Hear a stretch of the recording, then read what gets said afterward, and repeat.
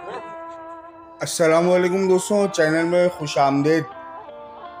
आपके सामने ये जो फुटेज है, वीडियो है, इसके अंदर जो ये शख्स चारपाई के ऊपर बैठा हुआ है बादशाहों की तरह, जिसका बादशाहाना तर्ज ज़िंदगी है, ये हल्का NA 221 थर से पाकिस्तान पीपल्स पार्टी का मुंतखब MNA है और इसका नाम पीर अमीर शाह गिलानी है।